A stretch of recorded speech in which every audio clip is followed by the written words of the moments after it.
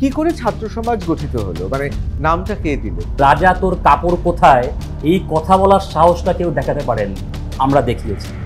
আমাদের বুকের পাটা আছে, আমরা দেখিয়েছি। আপনারা সেই দিন জানতেন তো গ্রেফতার হবে, নাকি আপনারা পালিয়েছিলেন কোথাও? কিন্তু আমার কোথাও মনে হয়েছিল হয়তো আমাকে গ্রেফতার করার প্ল্যান ছিল না, হয়তো আমার সঙ্গে আরো খারাপ কিছু করার প্ল্যান ছিল।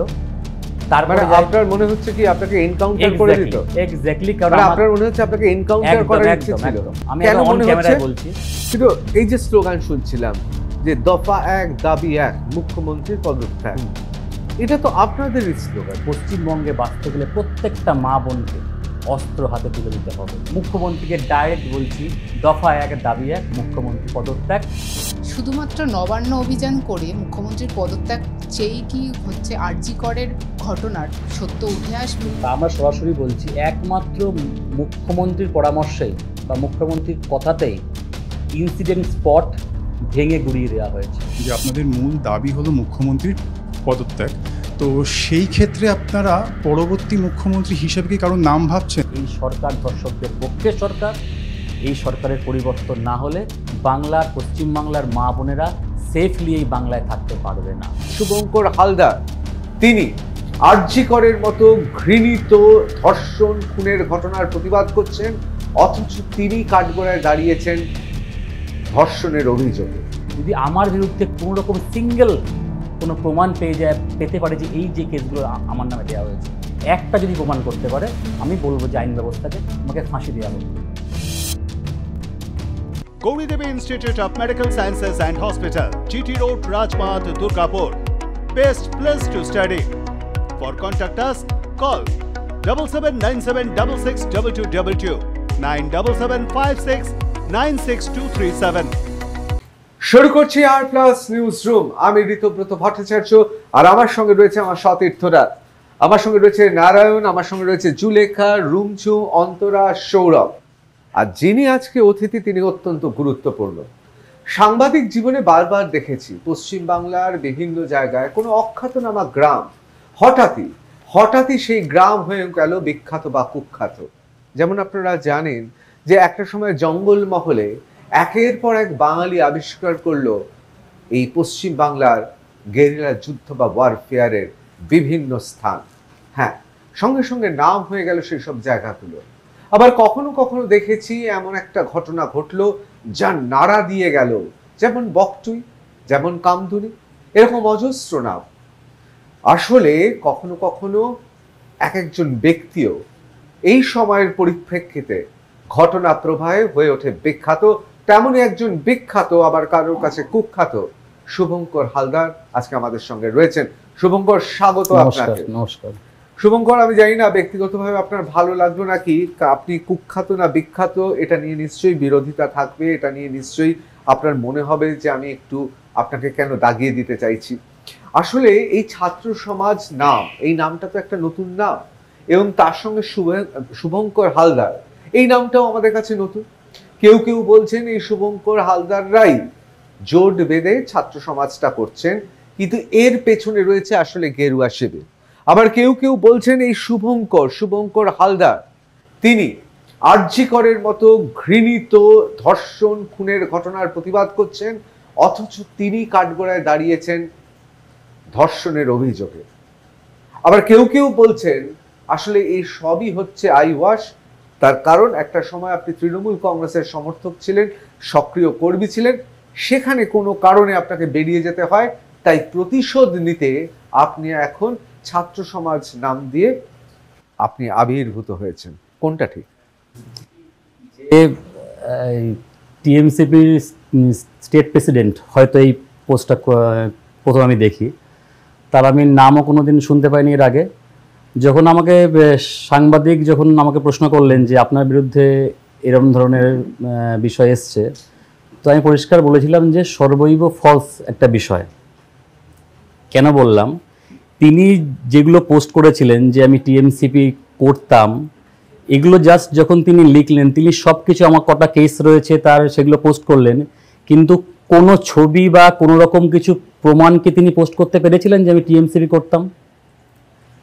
তিনি বললেন যে ধর্ষণ নামক একটা ঘৃণ্য কেসের সাথে আমার নামটা তিনি যখন জুড়লেন, আমি প্রশ্ন করেছিলাম যে ধর্ষণের যেটা আমরা যেটুকু জানি, যেটা সেকশন হয় 376 কোনো সেকশনে তার পোস্টে আমরা পাইনি, এবং আমাকে দেখান কোন কেসের মধ্যে এই কেসটা রয়েছে আমার নামে। তিনি এখনো পর্যন্ত কোনো তার থেকে উত্তর পায়নি। কথায় বলে না, যাহা রটে কিছু তো বটে, কিছু কি হয়েছিল? শুনুন, পশ্চিমবাংলায় যদি সরকারের বিরুদ্ধে কাউকে পথে নামতে হয়, বা যদি পথেও না নামে, যদি ঘরের মধ্যে বসেও কেউ যদি সরকারের বিরুদ্ধে কথা বলতে চায়, তাহলে তাকে কেমন করে ভয় দেখানো হবে, তাকে কেমন করে দাগ দিয়ে দেয়া হবে, তাকে কেমন করে স্তব্ধ করে দেয়া হবে, এই রকম প্ল্যানিং করতে থাকে। তা সরকার যে ভয় পাচ্ছে সেটা আমাদের কাছে খুব স্পষ্ট। আর সরকার ভয় পাচ্ছে জেনেই আমার নামে যে কেসগুলো এসছে সেগুলো দেখবেন পার্টিকুলার যে ব্যক্তিরা কেস করেছে তারা টিএমসিপির কোনো সংগঠনের মধ্যে আছে, টিএমসির কোনো সংগঠনের মধ্যে আছে, কোনো আম পাবলিক কিন্তু এই কেসগুলো কিন্তু করেনি। এখানে পরিষ্কার যে তারা প্রথম থেকেই ভয় পাচ্ছে, এবং তারা প্রথম থেকেই বুঝতে পেরেছিল হয়তো শুভঙ্কর হালদার ইন ফিউচার হয়তো এমন একটা জায়গায় প্রতিবাদ করার ক্ষমতা আছে তার মধ্যে, তাকে প্রথমেই স্তব্ধ করার জন্য এই মিথ্যে কেসগুলো দেওয়া হয়েছিল। আপনি কোনো রকম ধর্ষণ বা কোনো রকম শ্লীলতাহানির ঘটনা ঘটাননি? কোনোভাবেই না। একটা ফলস কেস আমার বিরুদ্ধে করা হয়েছিল, তার মানে সমস্ত কিছু আমার কাছে আছে। শুধু একটা নয়, মোটামুটি যে সেকশনগুলো আমার মধ্যে আছে সেগুলো আপনি দেখেছেন, এবং যে কেসটার কথা বলা হয়েছে ওটা ধর্ষণ কেস নয়। আমি পুরো চ্যালেঞ্জ করছি, এবং টিএমসিপির যে স্টেট প্রেসিডেন্ট আমি আমার ছবি দিয়ে পোস্ট করেছিল, আমি তার বিরুদ্ধে আইনি যা যা করার আমি করছি। যদি তিনি ক্ষমা না চান এবং তার ফেসবুক ওয়াল থেকে যদি আমার ছবি এবং মিথ্যে যে ক্লেমগুলো করেছে, তবে যে কেসটার বিষয় ওখানে যে কেসগুলোর মধ্যে একটা কেস আমার কাছে আছে, যে কেসটাকে নিয়ে তিনি বলা হয়েছেন, সেখানে মহামান্য কোর্ট পরিষ্কারভাবে এখানে বলেছেন Shubhankar Haldar is found not guilty. এটা সেই কেসের জাজমেন্ট কপি আমি সবার সামনে সেখানে দেখাতে চাই। তিনি একটা রাজনৈতিক দল করেন, তিনি একটা ছাত্র সংগঠন করেন, খুব স্বাভাবিক তিনি আমার বিরুদ্ধে বলবেন। ছাত্র সমাজ আমরা কেন নাম দিয়েছিলাম? ছাত্র সমাজ মানে ছাত্র উইথ সমাজ, কারণ বাংলার মানুষ চাইছিলেন এই সরকারের বিরুদ্ধে প্রতিবাদ করতে, কিন্তু রাজা তোর কাপড় কোথায় এই কথা বলার সাহসটা কেউ দেখাতে পারেননি। আমরা দেখিয়েছি, আমাদের বুকের পাটা আছে, আমরা দেখিয়েছি। এখনো প্রশ্ন করছি, বলুন। দেখানোর জন্য কি পুরস্কার পেলেন? কোনো পুরস্কার পাইনি, এক গাদা কেস খেয়েছি। 22 পাতার একটা কেসের কপি আমি পেয়েছি। 27 তারিখ যখন আমাকে পুলিশ গ্রেপ্তার করে, এমন একটা জায়গা থেকে আমাকে গ্রেপ্তার করা হয় সেখানে না কোনো মিডিয়া ছিল, না কোনো সংবাদ মাধ্যম ছিল। যখন আমাকে গাড়িতে তুলছে, একজন অফিসার বলছে তুমি গাড়িতে ওঠো, আবার পাশ থেকে যখন কথা বলে বলছে তুমি গাড়ি থেকে নামো। একটা অন্ধকার জায়গায় যদি এরকম ধরনের বিশৃঙ্খলা পুলিশ করতে পারে, তাহলে আপনারা বুঝে নিন কী ট্রেনিং করতে চেয়েছিল। আমি একেবারে চলে আসবো এই ঘটনাটা তো জানতেই হবে। বিশেষ করে রাজনৈতিক বন্দীদের কিভাবে পুলিশ গ্রেফতার করে তা আমরা দেখেছি ছবিতে। অনেকে বলছেন যে আপনারা সেই দিন জানতেন তো গ্রেফতার হবেন, নাকি আপনারা পালিয়েছিলেন কোথাও? সুপ্রিম কোর্টে যেদিন সরকার যায়, আমরা যখন মিছিলের ডাকটা দিয়েছিলাম একটা ফেসবুক পোস্টের মাধ্যমে, সেই ফেসবুক পোস্টটা দেখেই হয়তো মুখ্যমন্ত্রী ভয় পেয়েছিলেন। কারণ আমরা বিশ্বাস করেছি কোনো পার্টিকুলার রাজনৈতিক দল এই আন্দোলনটাকে সংগঠিত করতে পারবে না, কারণ রাজনৈতিক দল তাদের স্বার্থে করবে। সরকার বদলাবে, তারা ক্ষমতায় আসবে, কে মুখ্যমন্ত্রী হবে, কে সরকার চালাবে, তাদের মাথায় হয়তো এই চিন্তার জন্য যে ফোর্স দরকার সরকারের বিরুদ্ধে ফাইট করার জন্য, এই ফোর্সটা তারা পারবে না। তাই আমরা মনে করেছিলাম ঝান্ডা ফেলে আমরা যদি পুরো সমাজ যদি এক হতে পারি, তাহলে হয়তো এই সরকারের ভিত মানে ভাঙতে পারবো। বাংলাদেশে যেরকম ঝান্ডা ফেলে ডান্ডা ধরেছিল, কোথাও প্রভাবিত হয়েছিলেন? দেখুন, আমি একটা জিনিস বিশ্বাস করি, ছাত্র আন্দোলন চাইলে শুধু বাংলাদেশ কেন, সারা বিশ্বের যে কোনো দেশেই সরকার ফেলতে পারার ক্ষমতা রাখে ছাত্র আন্দোলন, এটাই বিশ্বাস করি। এটা কেন বিশ্বাস করেন? কারণ ছাত্রদের মধ্যে এমন একটা বিষয়, যেটা রাজনৈতিক দল একটু আগে বলছিলাম, যে স্বার্থহীন যে মনোভাব। আমরা সরকারে বসতে চাই না, আমি মুখ্যমন্ত্রী হতে চাই না, খুব সিম্পল, আমি ঘরের ছেলে, একদম নিম্ন মধ্যবিত্ত ঘরের ছেলে।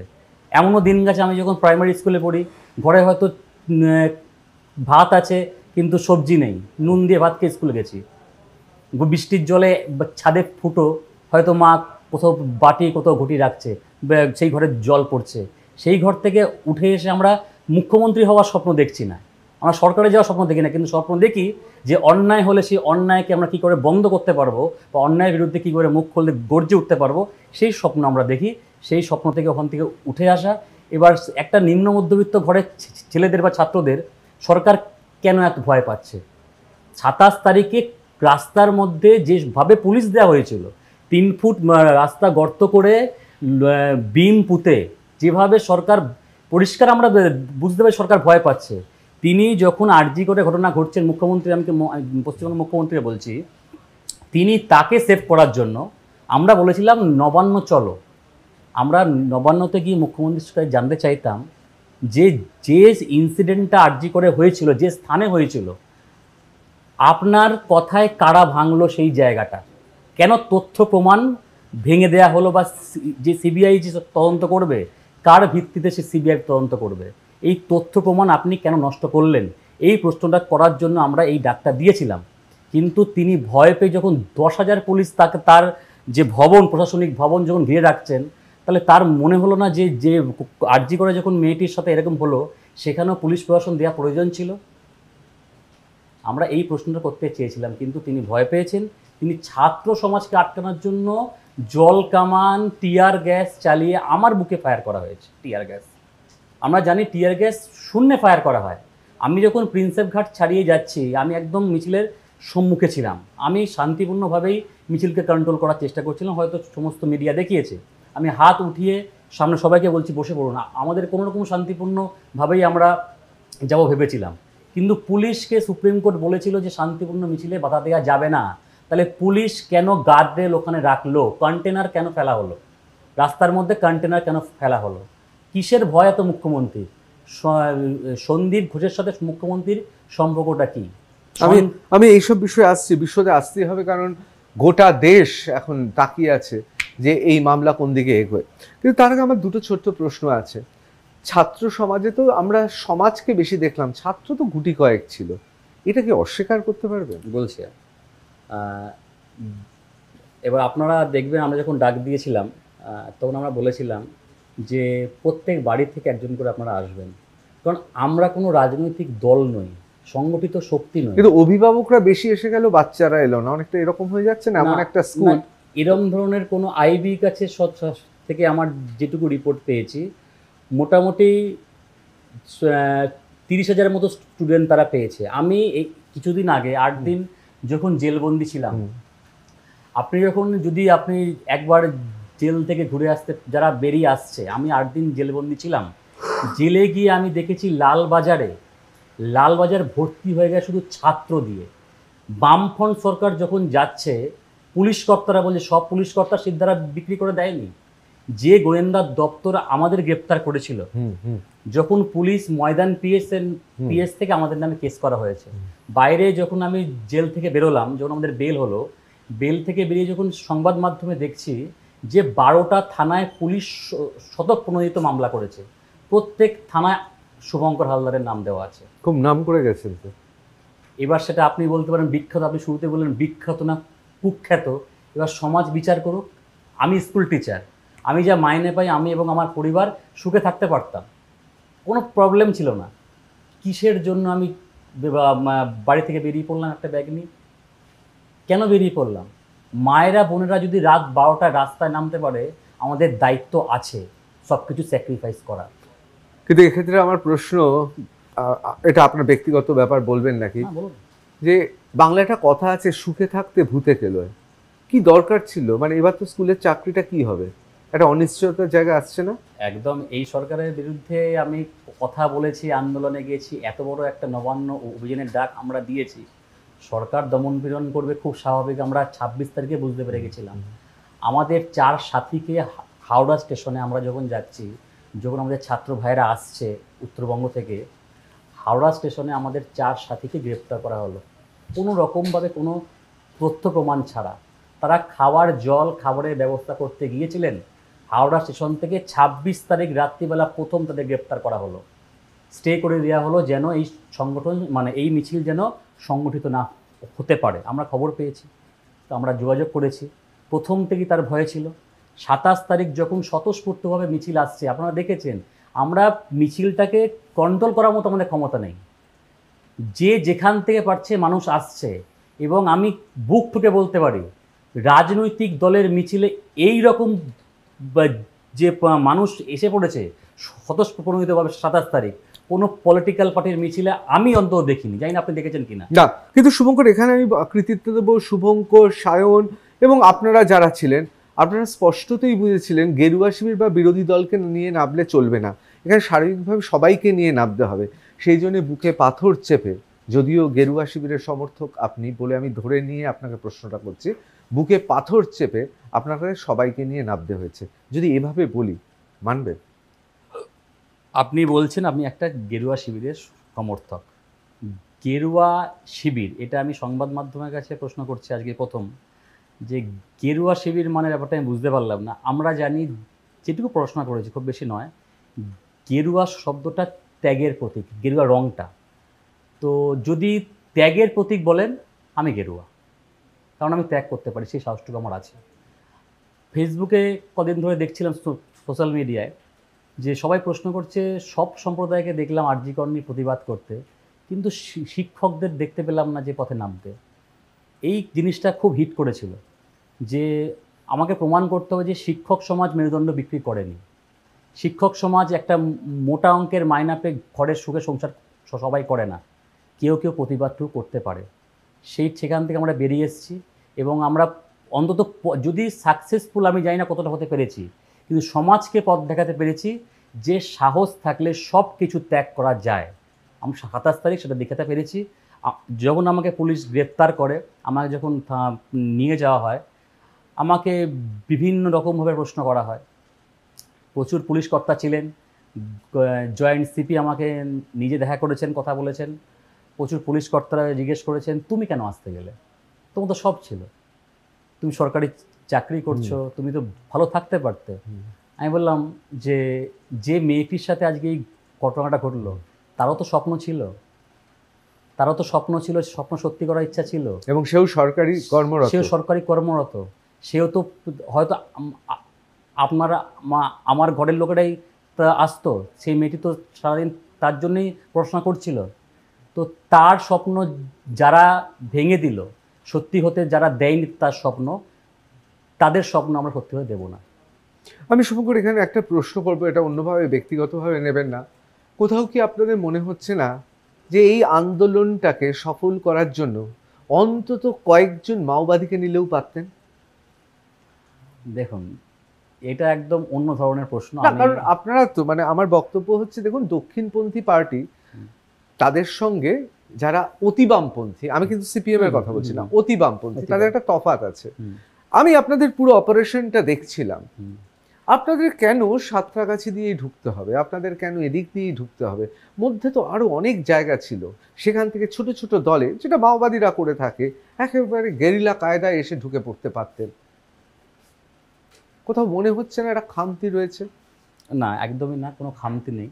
কারণ আমরা যখন 27 তারিখের আগে যখন আমরা প্রেস মিট করি, আমাদের প্রথম থেকেই আমাদের যেটা বক্তব্য ছিল, কোনো রকমভাবে লুকিয়ে চুরিয়ে কাজ করব না। তাতে যদি আমাদের মৃত্যুবরণ করতে হয়, যদি পুলিশের গুলি খেতে হয়, আমরা খাবো, কোনো গেরিলা পদ্ধতিতে নয়। সরকারের চোখে চোখ রেখে প্রশ্ন করব যে আপনি, এই মুখ্যমন্ত্রীর প্রশ্ন করতে চেয়েছিলাম যে আপনি কেন ইনসিডেন্ট স্পটটাকে ভেঙে গুড়িয়ে দিলেন, তথ্য প্রমাণ কেন আপনি নষ্ট করলেন। এটা লুকিয়ে চুরিয়ে হয় না। বাংলার মানুষের মধ্যে সাহস এসছে, আমরা দেখেছি। এই আরজি কর ঘটনা বাংলার মানুষকে উত্তাল করে, সারা বাংলা সারা বিশ্বকে উত্তাল করে দিয়েছে। তা এখনও যদি আমরা ভাবি লুকিয়ে চুরিয়ে গলি দিয়ে তলা দিয়ে ঢুকবো, তাহলে সেটা আমাদের ব্যক্তিত্বের সাথে যায় না। আমরা শিক্ষককে আমরা বলি যে সমাজের মেরুদণ্ড। তাই যাদের মেরুদণ্ড আছে তাদের সোজা, তারা যা করবে চোখে চোখ রেখে করবে, সে সরকার হোক আর যে শক্তি হোক না কেন।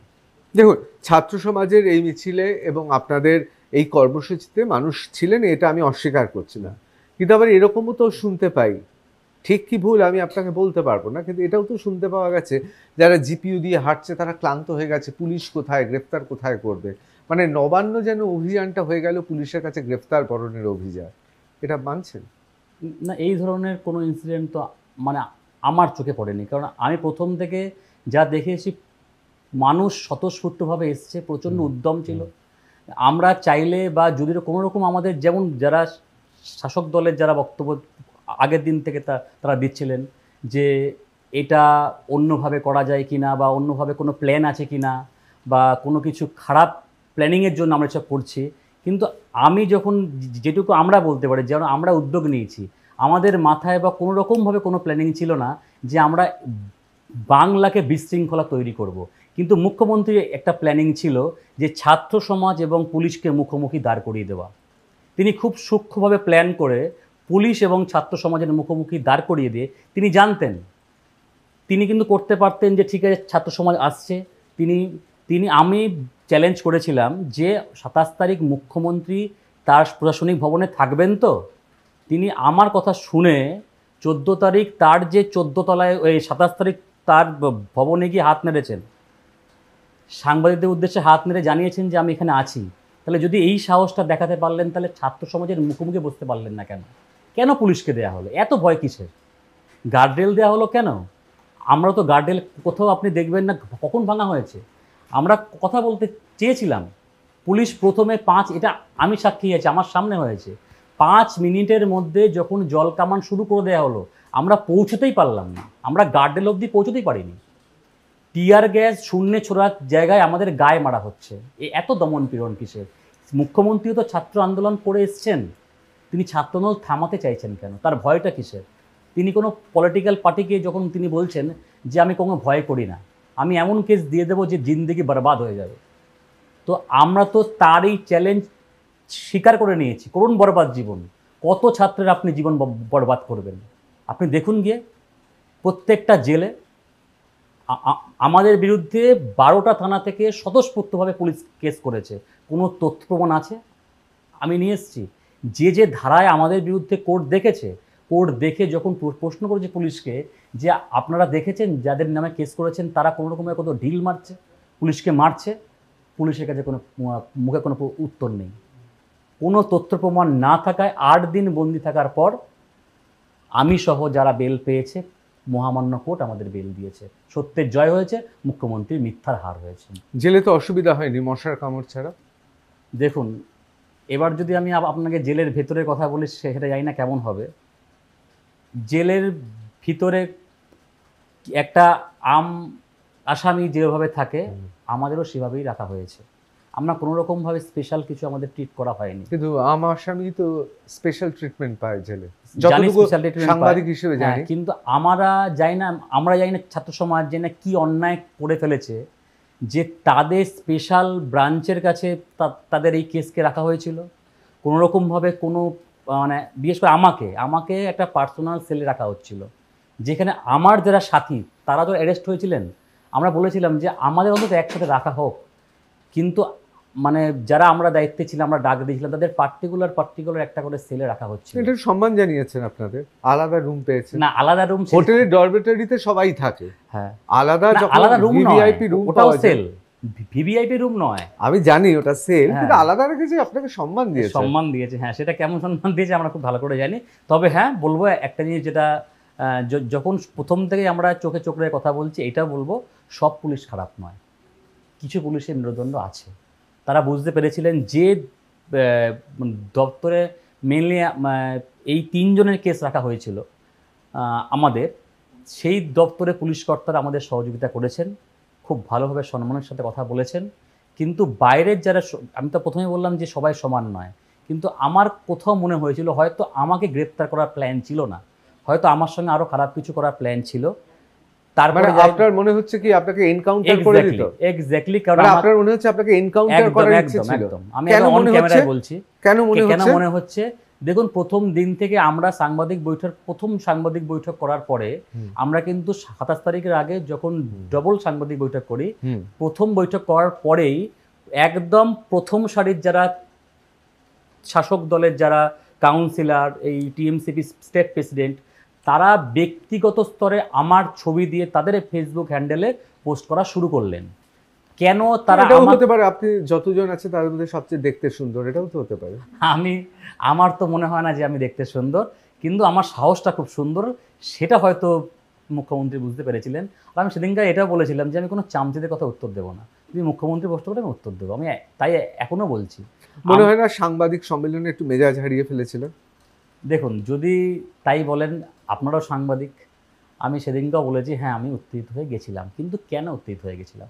যখন বারবার করে একটা পার্টিকুলার মিডিয়া তারা শাসক দলের কথা, মুখের বাণী তার মুখ দিয়ে বেরোচ্ছে, আমি যখন পার্থবাবুর কথা বলতে গেলাম, কারা আমাদের ক্যারেক্টার নিয়ে কথা বলছে, আমি যখন তার ক্যারেক্টার নিয়ে কথা বলতে যাচ্ছি, আজকে বাংলার শিক্ষা দপ্তর জেলে, খাদ্য দপ্তর জেলে, তারা ক্যারেক্টার নিয়ে কথা বলবে?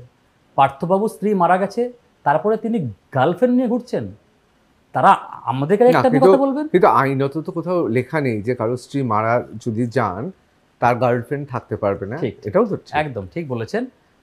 কারণ তার দলের নেত্রী মুখ্যমন্ত্রী বলেছেন যে পরকীয়া করলে সুস্থ মানুষ শরীর ভালো থাকে। তার দলের মন্ত্রীরা তো এগুলো করতেই পারেন, কিন্তু আমরা করতে পারি না। আমাদের সিদ্ধারা আছে, আমাদের ক্যারেক্টারটাই আমাদের শক্তি, আর এই শক্তি দিয়ে সরকারের বিরুদ্ধে আমরা লড়ছি। এবার আমি একেবারে অন্য প্রসঙ্গে চলে আসছি। কি করে ছাত্র সমাজ গঠিত হলো, মানে নামটা কে দিলেন? ছাত্র সমাজ গঠিত হওয়ার পেছনে বাংলার মানুষের একটা আমরা পালস বুঝতে পেরেছিলাম যে বাংলার মানুষ চাইছেই সরকারের বিরুদ্ধে বিরাট বড় পদক্ষেপ করতে, কিন্তু কে বিড়ালের গলায় ঘন্টি বাঁধবে সেই সাহসটুকু হয়তো কেউ করতে পারছিলেন মানে না। আমাদের বিশ্বাস করতে হবে ছাত্র সমাজ এমনি এমনি গজিয়ে গেল, মানে পৃথিবী ছাত্র সমাজ এমনি এমনি নামটা কে দিলেন? ছাত্র সমাজ একদিনে কিন্তু গজিয়ে যায়নি। এইটা একটা কোর্টের বিষয় রয়েছে, কোর্টে কেস চলছে। আমি জানি না এই মন্তব্য করা ঠিক হবে কিনা, অবশ্যই, কারণ আমাদের বেল কনফার্ম এখনো হয়নি, এটা আমি অন ক্যামেরায় বলছি। আমাদের হচ্ছে অন্তর্বর্তীকালীন বেল দেওয়া হয়েছে 10 তারিখ, 10ই সেপ্টেম্বর আমাদের বেল কনফার্ম হবে। তার মধ্যে জানি না এই মন্তব্য করা ঠিক হবে কিনা। না, অবশ্যই বিচারাধীন বিষয়ে আমরা আলোচনা অবশ্যই করব না। কিন্তু এই নামটা শুনে বিরোধী দলনেতা খুশি হয়েছিলেন? অবশ্যই। যারা, শুধু তিনি নয়, যারা এই সরকারের বিরুদ্ধে লড়তে চান, শুধু সরকারের বিরুদ্ধে নয়, সরকারের অন্যায়ের বিরুদ্ধে, তারা সবাই খুশি হয়েছেন।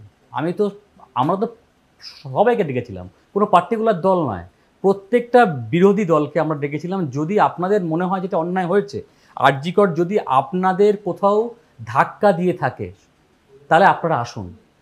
কারণ আরজি করে যে বোনটির সাথে হয়েছে, কালকে আপনার সাথে হবে না কোনো গ্যারান্টি আছে? এই ডাকটা শুনে যদি আপনি আসেন, দল ভুলে যান না, একটা দিনের জন্য নিজের ঝান্ডা ফেলে দিন না। আমরা তো কল করেছিলাম যে সবাই আসুন, আমরা সামনে থাকবো, যদি গুলি খাই আমরা খাবো। আমি সাংবাদিক বৈঠকে বলেছি দায়িত্ব আমাদের থাকলো, কিন্তু এই দায়িত্বটাকে শাসক দল যখন ঘুরিয়ে বলছে যে বিশৃঙ্খলা করার দায়িত্ব, একদমই নয়।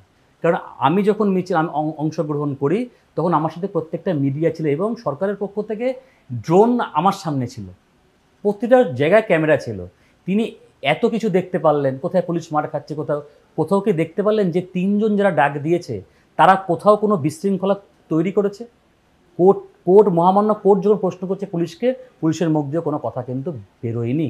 আর একটা কথা, আমরা 27 তারিখ যখন অ্যারেস্ট হই, মুখ্যমন্ত্রী তৃণমূল ছাত্র পরিষদের যে প্রতিষ্ঠা দিবসের মঞ্চে ছিলেন, প্রতিষ্ঠা দিবসের মঞ্চ থেকে তিনি বললেন যে সবাইকে শুভনন্দন। আমিও মুখ্যমন্ত্রীকে আজকে বেরিয়ে বলছি, কারণ জেল থেকে বেরোনোর পরে এই প্রথম আমার শো। আমিও আপনাকে মুখ্যমন্ত্রী বলতে চাই, আমরাও আপনাকে শুভনন্দন জানাই যে আমাদের সাহসটাকে 100 গুণ বৃদ্ধি করার জন্য মিথ্যা কেস দিয়ে আপনাকেও শুভনন্দন জানাই। তিনি পরিষ্কারভাবে বলেছেন যে ছাত্র সমাজ কোথায়? ছাত্র সমাজ এটা গুন্ডা বাহিনী, একটি পার্টিকুলার দলের পোষ্য গুন্ডা বলে আমাদের পরিচয় দেওয়া হয়েছে। যখন তিনি ছাত্র আন্দোলন করতেন, যখন তিনি বামফ্রন্ট আমলে, যখন তিনি বামফ্রন্ট সরকারের বিরুদ্ধে লড়ছেন, তখন তিনি বারবার বাংলাকে স্তব্ধ করছেন বন্ধ ডেকে। আজকে তিনি বলছেন যে বন্ধ কেন ডাকা হচ্ছে? তিনি বিধানসভা ভাঙচুর করতে যাননি, অন ক্যামেরা আমরা দেখিনি। তাহলে মুখ্যমন্ত্রী কোন মুখ্যমন্ত্রী ছিলেন?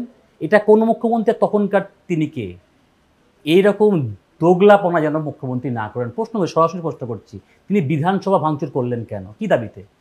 আমরা তো একটা নবান্ন ছিল, শান্তিপূর্ণ ডাক দিয়েছিলাম। আর যে পুলিশ কর্তার যে বলা হচ্ছে, বারবার করে ছবি দেখানো হচ্ছে যে চোখ নামে, আমি জানি না হাত বন্ধ আছে, কোথায় পার্টিকুলার লেগেছে আমরা দেখিনি, কারণ আমি জেলবন্দি ছিলাম, খবর দেখার সুযোগ পাইনি। তো আমরা প্রশ্ন করছি, যদি সরকার তো প্রস্তুত ছিল নবান্ন অভিযান নিয়ে, কন্টেনার রাস্তায় নামিয়ে দিয়েছে, জল কামান ছিল, টিয়ার গ্যাস ছিল, তাহলে তার ক্যামেরায় কি ধরা পড়লো যে পুলিশ কর্তাকে কে মারলো? এখনও কেন সামনে আসলো না? আমি মুখ্যমন্ত্রীকে সরাসরি প্রশ্ন করতে চাই, তিনি কেন প্রকাশ্যে আনলেন না কোন ব্যক্তি পুলিশ কর্তাকে মারলেন? চ্যালেঞ্জ করছি, আনুন সামনে, শাস্তি দিন। আমরা তার শাস্তির দাবি জানাচ্ছি, কারণ সেও একটা ঘরের ছেলে, সে কারোর স্বামী, কারোর দাদা। মানে তাহলে অন ক্যামেরা আপনি বলছেন যে আপনি পুলিশ মারেননি? আমি কেন? কোনো ছাত্র সমাজের কোনো প্রতিনিধি পুলিশ মারেনি, কেন মারতে যাবে? আমরা পরিষ্কারভাবে বলেছি পুলিশ আমাদের শত্রু নয়। পুলিশকে শত্রু বানানো হচ্ছে, বানিয়ে দিচ্ছে মুখ্যমন্ত্রী। তিনি তাকে সেভ করার জন্য ছাত্র সমাজের মুখোমুখি পুলিশকে দাঁড় করিয়ে দিচ্ছেন।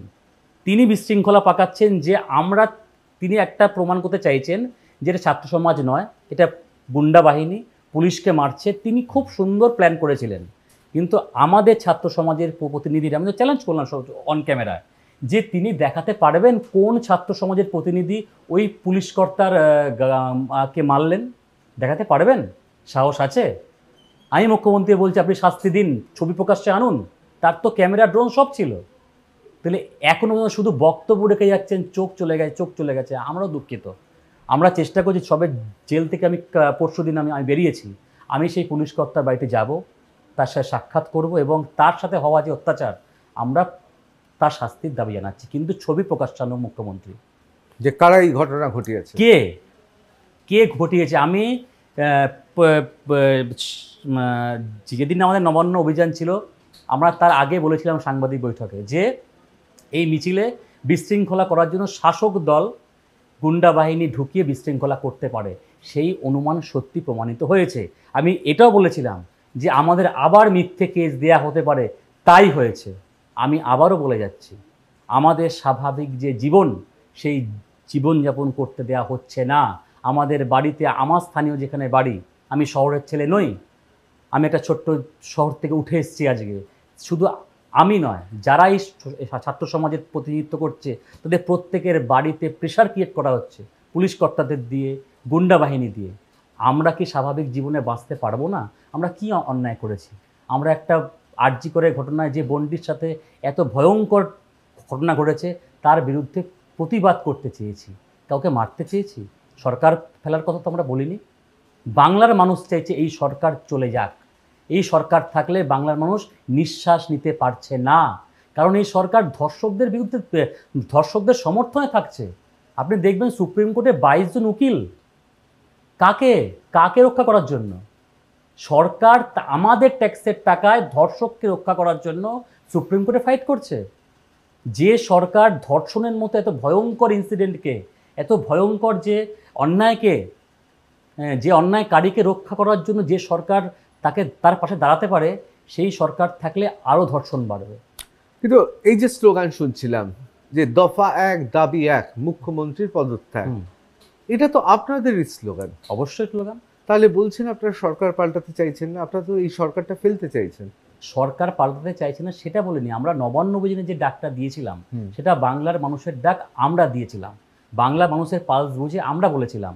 এবার বাংলার মানুষ চাইছে সরকার বদলাক, আমরা নই। কারণ আমরা তো চাইছিলাম যে আমি মুখ্যমন্ত্রী হব বা আমার সরকার গড়ব। বাংলার মানুষের, সাধারণ মানুষের যে আওয়াজ, সেই আওয়াজটাকে সামনে সারিয়ে দাঁড়িয়ে মুখ্যমন্ত্রীকে ডাইরেক্ট বলছি, দফা 1 দাবি 1 মুখ্যমন্ত্রী পদত্যাগ। কারণ এই সরকার থাকলে বাংলার মা বোনেরা শান্তিভাবে চলাফেরা করতে পারবে না, বাঁচতে পারবে না। ব্যক্তিগতভাবে আমি ভাঙচুরের রাজনীতি আমি অপছন্দ করি। ব্যক্তিগতভাবে আমি মনে করি যে কোনো কিছু বিশৃঙ্খলা সমাজের পক্ষে ক্ষতিকারক। কিন্তু তা সত্ত্বেও সাংবাদিক হিসেবে আমি একেবারে নৈতিক দৃষ্টিকোণ থেকে একটা প্রশ্ন করছি। মানুষ যখন ভাবে একটা সরকারকে তারা তাড়িয়ে দেবে, তখন আরেকটা সরকার দেখে, অনেকটা পাড়ার একটা মস্তানকে তাড়ানোর জন্য আরেকটা মস্তানকে নিয়ে আসার মতো।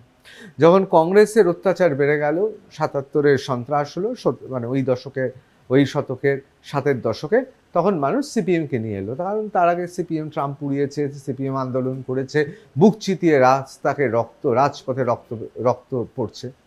আবার মানুষ যখন সিপিএমকে ভাবলো তাড়াবে, তখন ভাবলো যে এবার অন্যদের নিয়ে আসবো। বিধানসভা ভাঙচুর হলো, এখনকার শাসক তখনকার বিরোধী একেবারে তুলকালাম করে দিল। বিধানসভার ইতিহাসে নাম লেখা থাকবে যে বিরোধীরা, অর্থাৎ সেই তৎকালীন তৃণমূলে ভাঙচুর হয়েছে। কোথাও মনে হচ্ছে না যে এই অশ্বডিম্ব প্রসব করার পর নবান্ন অভিযানের নামে মানুষ তো আসতেই পাবে না, এই ছেলেগুলো তো পারলো না, মানে নবান্নে ধারে কাছে ঘেঁষতে পারলো না, মনে হচ্ছে না এটা কোথাও একটা পিছিয়ে গেলে? আচ্ছা, আপনাকে প্রশ্ন করছি, আপনার কি কোনো দিক থেকে কি মনে হচ্ছে যে আমরা সফল হতে পারিনি? ব্যক্তিগতভাবে জিজ্ঞেস করছি। না, আমার মনে হয়েছে নবান্নে পৌঁছানোর অনেক রাস্তা ছিল। আচ্ছা, আমার মনে হয়েছে যে এটা যদি আপনাদের বদলে অতি বামপন্থীরা করতেন, তারা, আমি নিজে দেখেছি জঙ্গলমহলে, আমি দেখেছি বিভিন্ন জায়গায় ইএফআর রয়েছে, প্যারামিলিটারি ফোর্স রয়েছে, কি করে ঢুকে গেছে। সুতরাং আমার মনে হয়নি যে নবান্নে পৌঁছানোর জায়গা ছিল না। এখন আমি তো আর এর কনসালটেন্সি সার্ভিস খুলে বসিনি, আমি সাংবাদিক হিসেবে দেখে বলছি। আমি আপনাকে বলি, আমরা ভারতীয় সংস্কৃতিতে বিশ্বাস করি। আমাদের সংস্কৃতি যেটা শিখিয়েছে, আমার বয়স খুব অল্প, আমি আমার পরিবার আমার সংস্কৃতি যা শিখিয়েছে আমি সেরকমভাবেই চলবো, স্বাভাবিক ব্যাপার। আপনি বললেন অতি বামপন্থীরা চাইলে করতে পারত। অতি বামপন্থীরা চাইলে কেমনভাবে করতে পারত?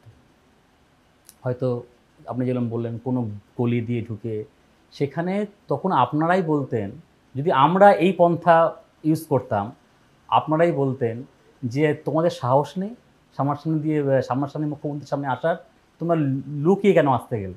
তাই আমরা যদি এইভাবেও করি তা প্রশ্নের সম্মুখীন হচ্ছি, যদি লুকিয়ে যাব তা প্রশ্নের সম্মুখীন। কিন্তু লুকিয়ে যাব কেন? আমরা ছাত্র সমাজ দেখিয়ে দিয়েছি যে এত বড় যখন মানে রক্ষা কবচ মমতা ব্যানার্জি দিচ্ছেন, তার নবান্নকে ঘিরে 10,000 পুলিশ প্রশাসন, গার্ডরেল, আপনি দেখবেন নবান্নতে সিমেন্ট দিয়ে গার্ডওয়াল করা হয়েছে। এই ভয়টাই তো আমরা চেয়েছিলাম। সরকারের হার কাঁপছে। আপনারা বলছেন সরকার ভয় পেয়েছে? এক্স্যাক্টলি ভয় পেয়েছে, না হলে এই বন্দোবস্ত কিসের জন্য? কোনো ঝান্ডা নেই, কোনো রাজনৈতিক সামনের সারিতে কাউকে দেখেছেন? কোনো এমপি এমএলএকে দেখেছেন? কাউকে দেখেননি। কাদের দেখেছেন? দেখেছেন ছাত্র সমাজকে। তারা দেশের পতাকা নিয়ে এগিয়ে চলেছে প্রশ্ন করতে, রানী তোর কাপড় কোথায়? সাহস হয়নি? আমরা সফল হইনি? সবে তো শুরুয়াত, সবে শুরু করেছি, এর শেষ কোথায় আপনারা অবশ্যই দেখতে, যদি বেঁচে থাকি, যদি আমাকে এনকাউন্টার না করে দেয় সরকার। অনেকদিন বাদে আপনার সাক্ষাৎকার নিয়ে আমার ভালো লাগছে ব্যক্তিগতভাবে, কারণ আমরা জানি যে অনুব্রত মণ্ডল, কেষ্টদা অনেকদিন ধরে নেই মিডিয়াতে। আপনি খুব সুন্দর সুন্দর ডায়ালগ বলছেন, কিন্তু কোথাও অনুব্রত মণ্ডলকে ভালো লাগে? না, একদমই না, একদমই না। আমি মনে করি তিনি মানসিকভাবে সুস্থ নয়। কারণ আমরা যখন খুব টেনশনে থাকি, মানে এইসব বিষয় নিয়ে, কারণ প্রতিবাদ মিছিল কোথায় অন্যায় হচ্ছে সেগুলো দেখা ভাবা, যখন প্রচণ্ড টেনশন ফিল করি, তখন সেই ব্যক্তিটার ডায়লগগুলো শুনে খুব রিলিফ ফিল হয়। অবশ্যই। আপনি ভারতীয় জাতীয়তাবাদে বিশ্বাস করেন, Exactly. আমি আপনাকে জ্ঞান দেব না, তবে এটা ঠিক গেরিলা ওয়ারফেয়ার, মানে আমি মাওবাদীরা বা অতি বামপন্থীরা যেভাবে লড়াই করে, আমি তাকে সমর্থন করছি না, সেটা কিন্তু শুধুমাত্র ফিদেল কাস্ত্রো বা গিয়েভারা চেয়ে নয়, তার অনেক বছর আগে মুঘল সৈন্যদের নাস্তানাবুদ করে দিয়েছিলেন স্বয়ং ছত্রপতি শিবাজি। সুতরাং সেটা খুব পুরনো কায়দা। এরপরে নবান্ন অভিযান বা এরকম কোনো অভিযান হলে অন্য কায়দা ভাববেন? সেটা আমাদের সাংগঠনিক বিষয় আছে। আমাদের বহু সাথী এখনো জেলবন্দি আছে। তো প্রথম আমাদের যেটা কর্তব্য, আমাদের প্রত্যেকটা সাথী সহযোদ্ধাদের জেল থেকে বের করা। তারপরে আমরা সবাই মিলে একসাথে বসে সাংগঠনিক পর্যায়ে আমরা সিদ্ধান্ত নেব পরবর্তী পদক্ষেপ কী হবে। এবার আমি একেবারে সরাসরি আপনাকে জিজ্ঞেস করছি, গ্রেফতার যখন হলেন, কোন জায়গায় কিভাবে গ্রেফতার হলেন? যদি বিচারাধীন বিষয় হয় বলতে অসুবিধা হয়, আমি বলবো না। আমি সত্যিটা বলবো। কোর্ট আছে, আমার বিশ্বাস আছে, ভারতীয় আইন ব্যবস্থা প্রতি আমার সম্পূর্ণ আস্থা আছে, তিনি বিচার করবেন। আমি ধর্মতলা মোড় থেকে অ্যারেস্ট হয়েছি। আমি যখন সন্ধ্যেবেলা খবর পাই যে লালবাজারে আমাদের বহু সহযোদ্ধাদের পুলিশ আটকে রেখেছে, আমি তখন তাদের সাথে দেখা করার জন্য যখন যাচ্ছি, না আমার কাছে গাড়ি আছে, না আমার কাছে কোনো বাহিনী আছে, আমি একা সিম্পল হেঁটে হেঁটে যাচ্ছি ধর্মতলা মোড় দিয়ে, আমাকে পুলিশ আটকায়। জিজ্ঞেস করে কোথায় যাচ্ছেন? আমি বললাম আমার সহযোদ্ধারা আটকে আছে, আমি দেখা করতে যাচ্ছি। তার একটা ফোন কল এলো, সাইডে গেলেন একজন পুলিশ কর্তা, যাই নাকি কথা বললেন যে আপনাদের ওখানে যাওয়া হবে না, পারমিশন নেই। এবং শুধু আমি ওখানে ছিলাম না, অনেক সাধারণ মানুষ ছিল, মা বোন ছিল, সবাই এক কথাই বলছে আমরা ওখানে যাব, দেখব কাদের ধরে নিয়ে গেছে, কেন ধরে নিয়ে গেছে। মিনিট 5 কথা বলার পর, পুলিশের সাথে কথা বলার পর, তারা কার ফোনপে বা কার পরামর্শে পুলিশ আমাদের মারতে আরম্ভ করলো। চার্জ বলে আমাদের কারেন্টের স্টিক দিয়ে মা বোনেদেরও মেরেছে, সেই ক্যামেরায় আছে, এবং আমাদের মারতে আপনিও মার খেয়েছেন? ছত্রভঙ্গ, হ্যাঁ, আমার গায়েও মার পড়েছে, কিন্তু আমি যেখানে দাঁড়িয়েছিলাম স্টিল নাও সেখানেই দাঁড়িয়েছিলাম। কারণ আমি বাড়ি থেকে প্রতিজ্ঞা করে বেরিয়েছি, এর শেষ আমি দেখে ছাড়বো যতক্ষণ আমার এই শরীরে প্রাণ আছে। আমি একদম ওখানেই দাঁড়িয়েছিলাম, আমাকে এক পাও সামনে এগোতে পিছিয়ে মেরে পিছিয়ে দিতে পারিনি। তারপরে যখন মেরে কাজ হলো না, যখন ছত্রভঙ্গ করে দেওয়া হলো প্রত্যেকটা মানুষ, ওই সময় দাঁড়িয়ে কি মনে হচ্ছিল নিজেকে বিপ্লবী? না, ওই সময় দাঁড়িয়ে খুব প্রাউড ফিল হচ্ছিল যে আমি এমন একটা রাজ্যে বাস করি যেখানে ধর্ষণের বিচার চাইতে গেলে পুলিশের মার খেতে হয়, যেখানে ধর্ষণের বিচার চাইতে গেলে পুলিশের না, পুলিশেরও করার নেই, পুলিশের হাত বাঁধা, যেখানে মুখ্যমন্ত্রী সরাসরি ভয় দেখান যে আমি লাইফ স্পয়েলড করে দেব, যেখানে ধর্ষণের বিরুদ্ধে পথে নামলে মানুষকে ভয় পাওয়ানো হয় যে পথে নামবেন না, যেখানে কন্টেনার রাস্তার মধ্যে ফেলে দেওয়া হয় যেন আমরা মিছিল করতে না পারি। আমার খুব প্রাউড ফিল হচ্ছিল যে আমার মধ্যে হয়তো ঈশ্বর এমন শক্তি দিয়েছেন যে আমি এই সরকারের বিরুদ্ধে অন্তত সেই সাহসটা দেখাতে পেরেছি, যে আমরা বলতে পেরেছি যে আপনি অন্যায় করছেন মুখ্যমন্ত্রী, এই প্রশ্নটা করার সাহস দেখাতে পেরেছি। আপনার কেন মনে হচ্ছিল এনকাউন্টার করতে পারে পুলিশ? কারণ পুলিশের ওই মুহূর্তে যা পজিশন ছিল, আমি আপনাকে সবটা বলছি বিষয়টা, যে আমাকে কয়েকজন একদম টান দিয়ে ধরে নিয়ে গিয়ে একটা বিশাল বাহিনী কোমরে হাতে আমাকে এরকম ধরে নিয়ে গিয়ে, যে গাড়ি দাঁড় করানো ছিল ওই পুলিশের ভ্যান, আমাকে কেউ বললো তো চলো তুমি উঠে যাও, আমাকে ধাক্কা দিয়ে উঠিয়ে দেওয়া হলো। আবার বাইরে বেরিয়ে এসে কথা বলছে, আবার আমাকে বললো তুমি নামো, নেমে পড়ো, সারে দাঁড়াও। মোটামুটি গাড়ির যে গেট তার থেকে মোটামুটি 5-6 হাত দূরে আমাকে শুধুমাত্র বললো দাঁড়িয়ে থাকতে। আমার তখন কোথাও মনে হচ্ছিল যে হয়তো আমার বিষয়ে কারোর থেকে পরামর্শ আসছে যে আমার সাথে কী করা হতে পারে, কারণ এই সরকার সব কিছু করতে পারে, কারণ এটা আপনারা জানেন, পুরো বাংলা জানে। তখন আমার মনে হয়েছে হয়তো অ্যারেস্ট পাওয়াটা পরে হয়েছে, যখন কিছু মিডিয়া হয়তো পরবর্তীকালে এসে গেছিল ওখানে, সবাই আসতে পারে। আপনি বলছেন মিডিয়ার ক্যামেরা না থাকলে আপনাকে এনকাউন্টার করা হতে পারে? এক্স্যাক্টলি। আমি মিডিয়ার নামগুলো বলতে পারছি না কারা ছিলেন, কারণ তখন চারিদিকে সব ছত্রভঙ্গ। কয়েকটা আমি মিডিয়া দেখেছি অনেক দূর থেকে, তারা সামনেও আসতে পারছিলেন না, তাদের সামনে এত আমাকে পুরো পুলিশ ফোর্স ঘিরে রেখে দিয়েছে, তারা সামনেও আসতে। কারণ আপনি বলছেন মিডিয়ার ক্যামেরা না থাকলে আপনার এনকাউন্টার হওয়ার সম্ভাবনা ছিল? সম্ভাবনা ছিল। আমাকে সেই দিনটাই হয়তো পুলিশ ফায়ার করতো। আপনি জানেন আর কিছুক্ষণের মধ্যে এনকাউন্টার হলেও হতে পারে। এক্স্যাক্টলি। আমি নিজে দুবার মৃত্যুর খুব সামনাসামনি গিয়েছি, আমি জানি সেই মুহূর্তটা। ঠিক সেই সময় কি মনে হচ্ছিল আপনার? দেখুন, আমি এই মুহূর্তগুলো কয়েকবার কাটিয়ে এসেছি। আমার স্থানীয় যেখানে বাড়ি সেখানেও যখন আমি বিভিন্ন ইস্যুতে পথে নেমেছি, আমাকে মাথায় শাবল দিয়ে মারা হয়েছে, শাবল ঢুকিয়ে মারা হয়েছে। এখন সেই ছবি আমার কাছে আছে, পুরো রক্ত স্নান করানো হয়েছে। আমার যে ফেসবুক হ্যান্ডেল ওখানেও আছে। এই মৃত্যুর ঠিক আগে যখন ভাবছি যে আর কিছুক্ষণ বাদে আমি থাকবো না, কি মনে হয়েছিল আপনার, বা কি মনে হয়? কোনো রকম আফসোস ফিল হচ্ছিল না, খুব ভালো লাগছিল যে যদি প্রাণটা এই মুহূর্তে চলে যায়, অন্তত গিয়ে আমি জানি না কোথায় যাব, কার সাথে আমার দেখা হবে, কিন্তু গিয়ে বুক থেকে বলতে পারবো প্রাণটা একটি মায়ের জন্য, যে বোনটির জন্য দিয়ে এসেছি, হয়তো তার জন্য এই প্রাণটা আমি দান করে এলাম। ফালতু প্রাণটা আমার যায়নি, বা কোনো খারাপ কাজ করতে করতে আমার প্রাণটা যাচ্ছে না, এইটুকু আমার প্রাউড ফিল ছিল। আপনার কথা শুনে Gauridevi Institute of Medical Sciences and Hospital, GT Road, Rajpath, Durgapur. Best place to study. For contact us, call 7797662222 9775696237. ভালো লাগলো। লোকে বলবে, কেউ বলবে বিপ্লবী, কেউ বলবে পাগল, কিন্তু বাড়ির লোক কি বলছে আপনাকে? বাড়ির লোক খুব ভীত, কারণ মা আছে বাড়িতে, 3 ভাই আছে, আমার পুরো ফ্যামিলি আছে, ওয়াইফ আছে, সবাই খুব ভীত। তারা কন্টিনিউ ফোন করছে, কারণ যেদিন আমাদের মিছিল ছিল 27 তারিখ, ওই কামানের জল লেগে আমার ফোনটা পুরোপুরি নষ্ট হয়ে যায়। তো যখন আমাকে গ্রেপ্তার করা হলো, যখন আমাকে নিয়ে যাওয়া হলো গোয়েন্দা দপ্তরে, আমার ফোনটা প্রথমে নিয়ে নেওয়া হয়। তারা হয়তো জানি না আমার ফোনের সাথে কী করেছে, কিন্তু ফোনটা খারাপ হয়ে যাওয়ায় বাড়ির লোক কন্ট্যাক্ট করতে পারেনি। 8 দিন আমার সাথে বাড়ির কোনো পরিবারের কোনো যোগাযোগ কেউ করতে পারেনি। পরবর্তীকালে কিছু পুলিশকর্তা সহযোগিতা করেছিলেন। আমি ওই জন্য বললাম সবাই খারাপ নয়। একবার বলছেন, এবার তো তাদের খারাপ হয়ে যাবে। এক্স্যাক্টলি আমি অন ক্যামেরা বলছি, হয়তো তারা শুনতে পাবেন।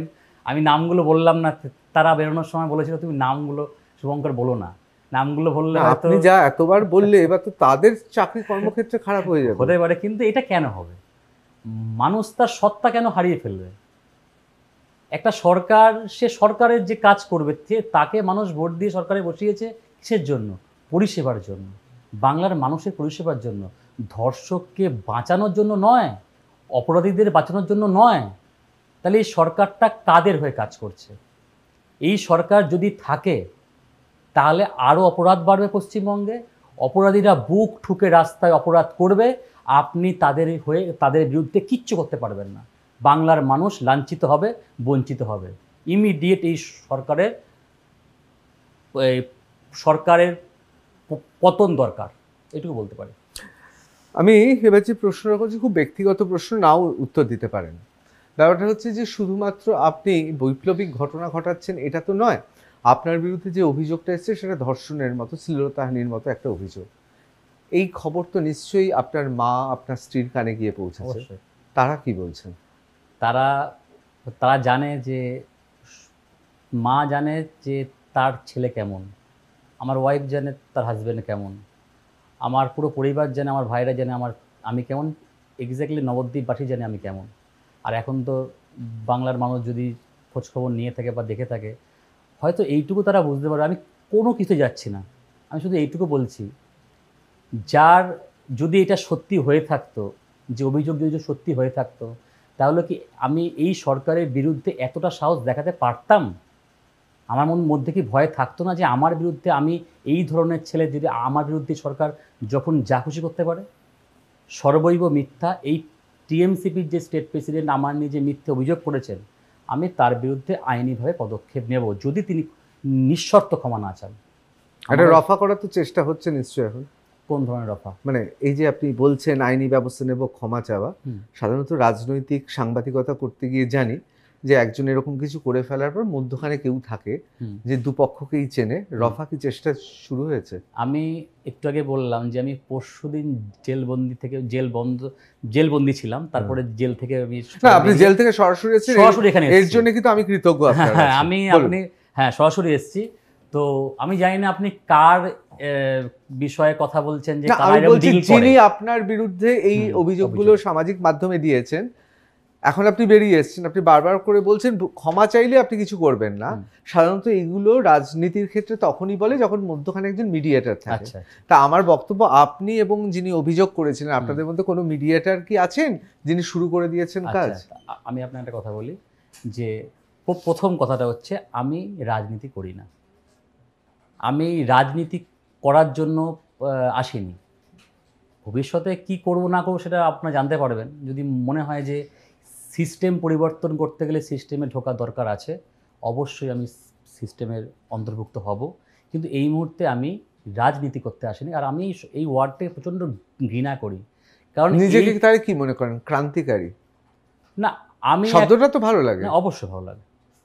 ক্রান্তিকারী বলুন, আপনি অনেক ওয়ার্ড ইউজ করেছেন, বিখ্যাত, কুখ্যাত, আমি সব স্বীকার করে নিচ্ছি। বাংলার মানুষ আমাকে যা পরিচয় দেখবে আমি তার কাছে তাই। কেউ যদি বলে কুখ্যাত আমি তবুও হাসবো, কেউ যদি বলে বিখ্যাত, আমার পা যে মাটি থেকে অনেক দূর উঠে যাবে, বিখ্যাত হয়ে গেছি, তাও নয়। আমি এটা খুব সিম্পল জামা কাপড় পরে এসেছি। প্রথম দিন থেকে আমি যেদিন পথে নেমেছি সেদিন এই প্যান্টটা ছিল, আজকে এই প্যান্টটা আছে। খুব সাধারণ ঘরের ছেলে, কোনোভাবে উচ্চাকাঙ্ক্ষা নেই যে আমি অনেক দূর কিছু করতে পারবো বা আমি রাজনীতিবিদ হবো। হ্যাঁ, যদি বাংলার মানুষের জন্য সেই জায়গায় যেতে হয়, যদি মানুষের জন্য কাজ করার জন্য সিস্টেমে ঢুকতে হয়, আমি সিস্টেমে ঢুকবো। তাই আমার কাছে এসব ডিল ফিল চলবে না, কারণ আমার যুদ্ধ ওই শাখা সংগঠনের একজন চামচের সাথে নয়। আমার যুদ্ধ তার দলের নেত্রী পশ্চিমবঙ্গের মুখ্যমন্ত্রীর সাথে সরাসরি আমার যুদ্ধ চলছে, বা আমাদের যুদ্ধ চলছে। তিনি যদি বলেন আমি কথা বলবো, সেখানে আপনারা থাকবেন। বিরোধী দলনেতা শুভেন্দু অধিকারী কি বলছেন? তিনি তো, আমি যা খবরে দেখেছি, আমি আপনার সঙ্গে কথা হয়েছে না, আমার সাথে কোনো কথা হয়নি। আমরা ডাক দিয়েছিলাম যে প্রত্যেক রাজনৈতিক দলকে সমর্থন করার জন্য। হয়তো তিনিও শুনতে পেয়েছেন বা তিনিও জানিয়েছেন, কিন্তু আমি এইটুকু শুনতে পেয়েছি যে আমরা যখন জেলবন্দি ছিলাম তিনি সহযোগিতা করেছেন। এবং কেন্দ্রীয় মন্ত্রী সুকান্ত দা আমার মাকে ফোন করেছিলেন, আমি তাকে ধন্যবাদ জানাই আপনাদের মাধ্যমে যে তিনি খবর নিয়েছেন, কারণ মায়ের অবস্থা প্রচণ্ড খারাপ ছিল। কারণ পুলিশ, আমি যে শুভঙ্কর হালদার এখন একটা নাম, আমাদের মাধ্যমে খবর দিতে হবে কেন? না না নাম এটা সুকান্ত বাবু, শুভেন্দু অধিকারী, তারা আপনার মতো কোট আনকোট ক্রান্তিকারীর সঙ্গে একবারও ফোনে কথা বলেনি, দেখা না, করেনি? ফোন করার আমি আশ্চর্য হয়ে যাচ্ছে। ফোন করার তো সুযোগ থাকার কথা নয়, জানি না ফোন করবেন কিনা, কিন্তু আমি তো জেলবন্দি ছিলাম। সবচেয়ে বড় একটা বিষয় যেটা, যে আমি যে অ্যারেস্ট হয়েছি সেটা কেউ জানতেই পারেনি। মানে পুলিশ, আমি জানি না এটা শুধুমাত্র আমার সাথে কেন হলো, এটা যে আমি অ্যারেস্ট হলাম, আমাকে 3-4 ঘন্টা প্রথমে বসিয়ে রাখা হলো। আমার বিরুদ্ধে না কোনো কেস হয়েছে, না কোনো কপি আমার হাতে দেওয়া হয়েছে, না কোনো সাইন করানো হয়েছে। আমাকে 6:30টায় যখন পুলিশ গ্রেপ্তার করলো, আপনাকে বললাম যে কী করছিল আমার সাথে, একবার গাড়িতে তুলছে, একবার বের করে বসিয়ে রাখছে বা দাঁড় করে রাখছে রাস্তার মধ্যে। তারপরে যখন আমাকে নিয়ে যাওয়া হলো, ওখানে নিয়ে যাওয়ার পরেও সারাটা রাত কোনোরকমভাবে কিছু বলা হলো না যে আমাকে কিসের ভিত্তিতে গ্রেপ্তার করা হয়েছে বা গ্রেপ্তার করা হয়েছে কি না। আমাকে শুধুমাত্র বন্দি করে রাখা হয়েছে একটা অন্য জায়গায়। তো পরের দিন আমি যখন দুপুর 12টার পরে জানতে পারি ময়দান থানাকে ট্রান্সফার করা হচ্ছে, ময়দান থানার যিনি পুলিশ কর্তা তিনি আসলেন, এবং এসে আমি যখন তারকে জানতে চাই যে এখানে কি বিষয় আছে, আমায় কি গ্রেপ্তার করা হচ্ছে, তখন তিনি বলেন না না, এটা একটা জাস্ট বিষয়, সবাই এখানে নিয়ে আসা হয়েছে, 1-2 ঘন্টা রেখে আপনাকে ছেড়ে দেওয়া হবে। তারও মোটামুটি ঘন্টা 2-1 পরে আমাকে পার্টিকুলার কেসের ভিত্তিতে একাধিক সেকশন দিয়েছে, সরকারি সম্পত্তি ভাঙচুর। আমার কাছে সে কেসের কপিও রয়েছে। যদি একটা কেসও তিনি প্রমাণ করতে পারেন, আমি যেখান থেকে আমাকে অ্যারেস্ট করা হয়েছিল ধর্মতলা মোড় থেকে, আমি বলবো আমাকে সেখানে সর্বোচ্চ শাস্তি দেওয়া হোক। সর্বোচ্চ শাস্তি মানে আপনি জানেন আমি কী বলতে চাইছি, আমাকে ফাঁসি দেওয়া হোক। যদি আমার বিরুদ্ধে কোনো রকম সিঙ্গেল কোনো প্রমাণ পেতে পারে যে এই যে কেসগুলো আমার নামে দেওয়া হয়েছে, একটা যদি প্রমাণ করতে পারে, আমি বলবো যে আইন ব্যবস্থাকে আমাকে সর্বোচ্চ শাস্তি দেওয়া হোক। কি আশ্চর্য বলুন তো, সবাই ফাঁসি চাইছে। সঞ্জয়, যিনি অনেকে বলেন অভিযোগ, তিনি ঘটনা ঘটিয়েছেন, তিনি প্রথমেই বলছেন আমাকে ফাঁসি দিয়ে দাও। আপনিও ফাঁসি নিতে চাইছেন।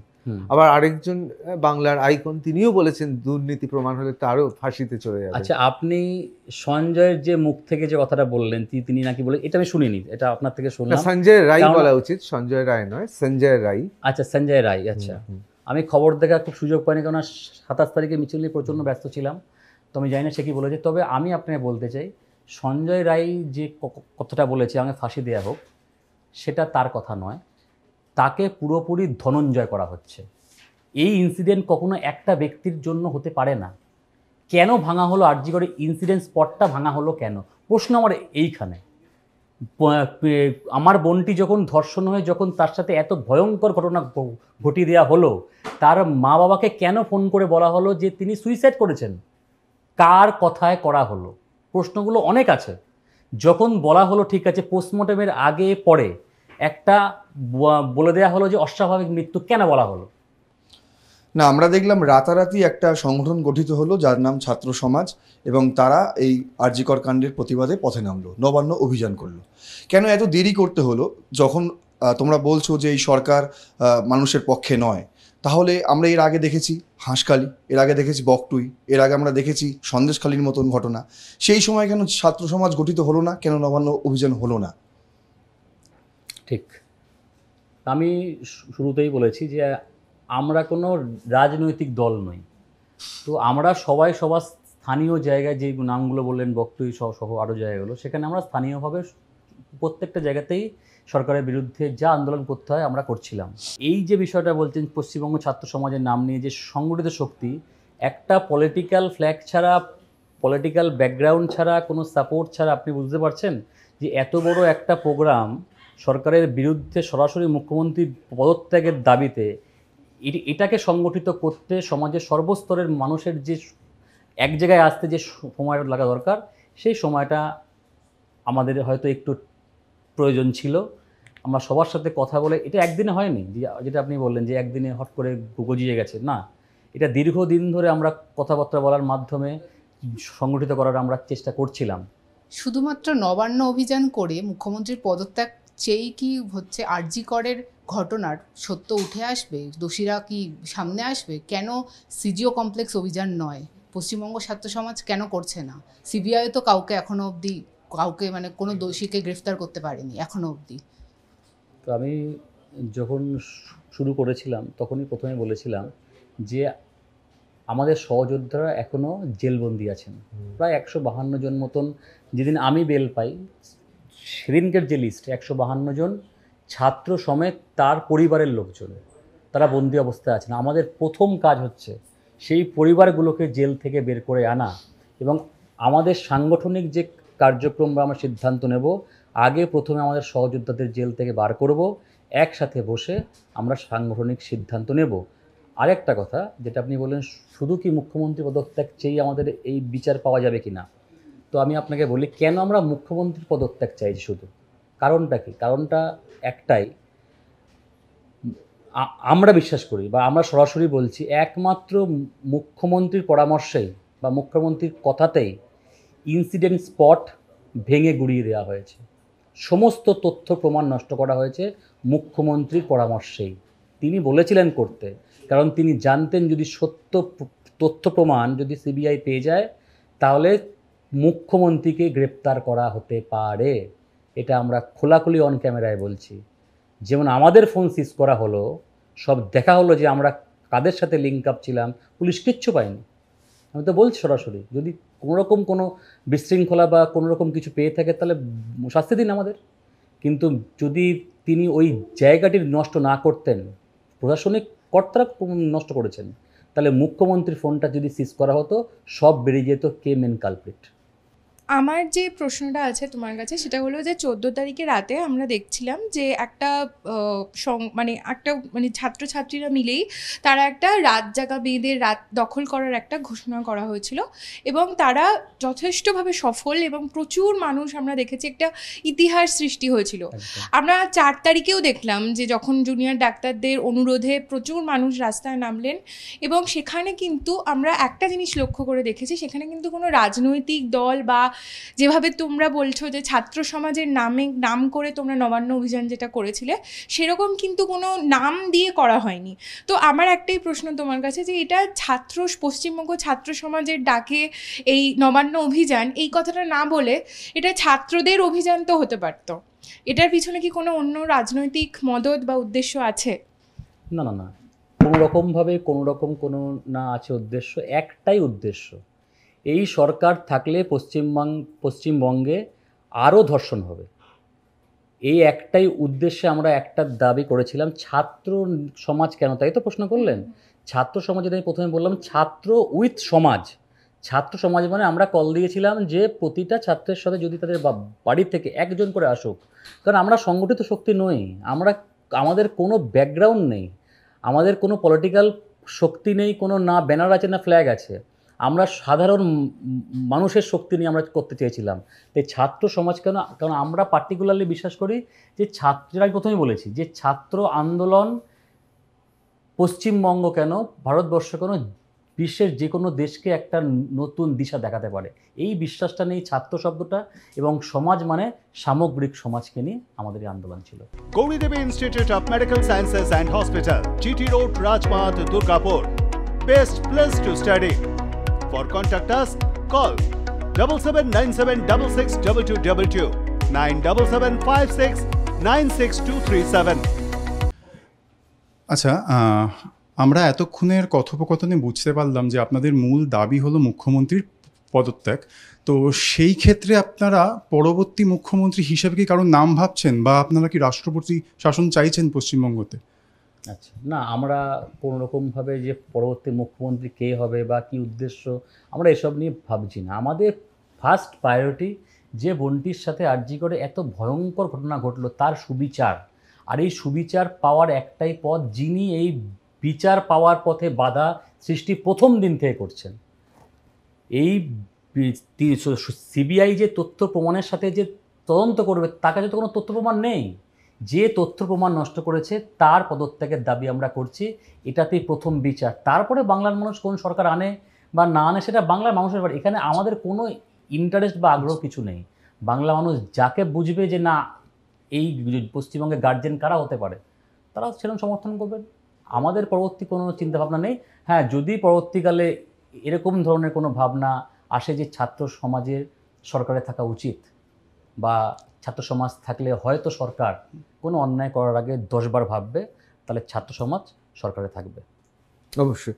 আমি এবার সরাসরি আমার 4টে প্রশ্নে চলে যাব, একদম শেষ মুহূর্তে যা মনে আসবে সেই প্রশ্নই করব, একদম, একদম। আপনি উত্তর দেবেন খুব দ্রুত। একটা বিখ্যাত কথা আছে, বিশেষ করে ইউনাইটেড স্টেটস, মার্কিন যুক্তরাষ্ট্রে ব্যবহার করা হয়, দ্য গ্রেট আমেরিকান ড্রিম। অনেকে বলছেন পশ্চিম বাংলায় অনেকে ভুগছে গ্রেট বাংলাদেশি ড্রিমে, অর্থাৎ হেঁটে আর মিছিল করে সরকারটা পাল্টে দেব, এরকমই স্বপ্ন দেখছেন? না, শুধু হেঁটে বা মিছিল করে সরকার বদলানো যায় বলে বিশ্বাস করি ঠিকই, কিন্তু তার সাথে প্রথম দরকার হচ্ছে আত্মবিশ্বাস, মনোবল এবং সাহস, যেটা ছাত্র সমাজের আছে।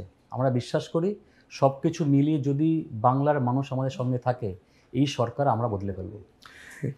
একটি অত্যন্ত গুরুত্বপূর্ণ প্রশ্ন। একদিকে আমরা জানি রাত দখল করছে মেয়েরা, একদিকে আমরা জানি মানববন্ধন গোটা বাইপাসকে অবাক করে দিয়েছে মানববন্ধনে, এবং বিভিন্ন জায়গায় মানুষ জেগে উঠেছেন মোমবাতি নিয়ে, তারা মোমবাতি জ্বালাচ্ছেন, রাতের অন্ধকারে দাঁড়িয়ে থাকছেন, বিচার চাইছেন, ইনসাফ চাইছেন।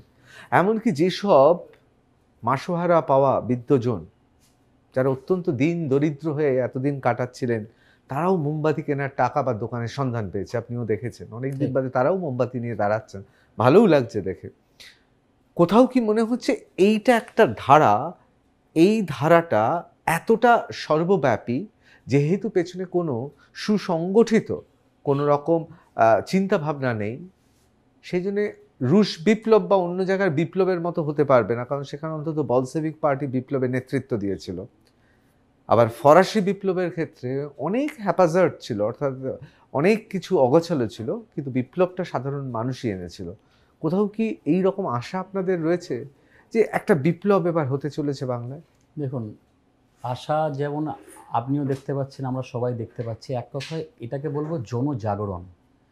আমরা মানে যে বয়স আমার, হয়তো আপনি আমার থেকে আরও অনেক বেশি দেখেছেন, কিন্তু আমি এই বয়সে যা দেখতে পেয়েছি বা যেটুকু ধারণা আমার মধ্যে হয়েছে, আমি এরকম জাগরণ হয়তো এর আগে দেখিনি।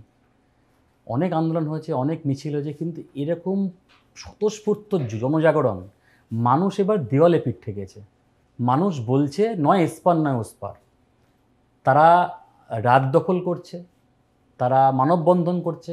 আমি ব্যক্তিগত স্তরে একটা কথা বলবো প্রতিটা বাংলার মা বোনকে, যে আপনারা সব কিছু করুন, আপনারা অস্ত্র সঙ্গে রাখুন, আপনারা গান লাইসেন্স নেওয়ার জন্য আবেদন করুন। যখন গান লাইসেন্স নেওয়ার জন্য আবেদন করবেন, যদি দপ্তর কারণ জানতে চায় যে আপনি কেন গান রাখতে চান, বলবেন আমি পশ্চিমবঙ্গে বাস করি। এই সরকার ধর্ষকদের পক্ষে থাকে, ধর্ষকদের সাহস বাড়ায়, মনোবল বাড়ায়। তাই পশ্চিমবঙ্গে বাঁচতে গেলে প্রত্যেকটা মা বোনকে অস্ত্র হাতে তুলে নিতে হবে, কিন্তু সেটা কোনো বিশৃঙ্খলা অন্যায় করার জন্য নয়, প্রতিবাদ করার জন্য। কোথাও কি মনে হচ্ছে শহরে যে রাত দখলের আন্দোলন হচ্ছে, যাদবপুর, প্রেসিডেন্সি, এয়ারপোর্ট, বিভিন্ন কলকাতার বিভিন্ন জায়গায় এবং পশ্চিমবাংলার বিভিন্ন মফস্বল শহর, গ্রামে, বিভিন্ন অঞ্চলে হচ্ছে, কোথাও এটা একটু নাগরিক ঘেঁষা, সেই জন্য মিডিয়ার বেশি প্রচার পাচ্ছে। আর ছাত্র সমাজের যে আন্দোলন, সেখানে গ্রাম বাংলার অংশগ্রহণ ছিল। আসলে দুটিই এক, কিন্তু কোথাও যেন ছাত্র সমাজের আন্দোলনের থেকে এই রাত দখলের রোম্যান্টিক অনেকের কাছে মনে হচ্ছে, অনেকের কাছে মনে হচ্ছে এটাই বাস্তব, অনেকের কাছে মনে হচ্ছে পিঠ দেওয়ালে ঠেকে গেছে, আর কিছু করার নেই, সেই আন্দোলনটা বেশি জায়গা পাচ্ছে, এরকম কিছু মনে হচ্ছে? দেখুন, দৃষ্টিভঙ্গি যার যার তার, সে যে যেমন চোখে দেখবে সে তেমনভাবে দেখবে। কিন্তু আমি সামগ্রিকভাবে একটা জিনিস অন্তত আমি বুঝতে পারছি, যে প্রতিবাদের ধরন যার ভিন্ন ভিন্ন হতে পারে, কিন্তু প্রতিবাদের ভাষা, প্রতিবাদের দাবি, সব কিছুর দাবি একটাই, এই সরকারের পরিবর্তন চাই। সে যেমনভাবে তার ভাষা ব্যক্ত করুক না কেন, তার কথা একটাই, এই সরকার ধর্ষকদের পক্ষে সরকার। এই সরকারের পরিবর্তন না হলে বাংলার, পশ্চিমবাংলার মা বোনেরা সেফলি এই বাংলায় থাকতে পারবে না। শুভঙ্কর, আপনাকে অসংখ্য ধন্যবাদ। ছোটবেলায় আমি একটা বাংলা ছবি দেখেছিলাম, আমরা সবাই দেখেছি, থানা থেকে আসছি, কিন্তু জেল থেকে আসছি বলে আপনি আর প্লাসের নিউজ রুমে চলে এলেন। এটা আমার জীবনের প্রথম অভিজ্ঞতা। আপনি জেল থেকে আপনি চলে এলেন সরাসরি এবং আপনি কথা বললেন এতক্ষণ, সেই জন্যে R+ নিউজের পক্ষ থেকে এবং আমাদের সবার পক্ষ থেকে আপনার কাছে কৃতজ্ঞ। এই কারণে কৃতজ্ঞ, জেল থেকে আপনি R+ নিউজেই এসেছেন। আর আমি আপনাকে বলবো সুস্থ থাকুন, ভালো থাকুন।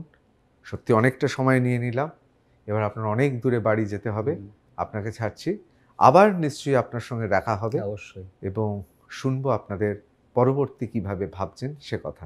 ঠিক, ধন্যবাদ।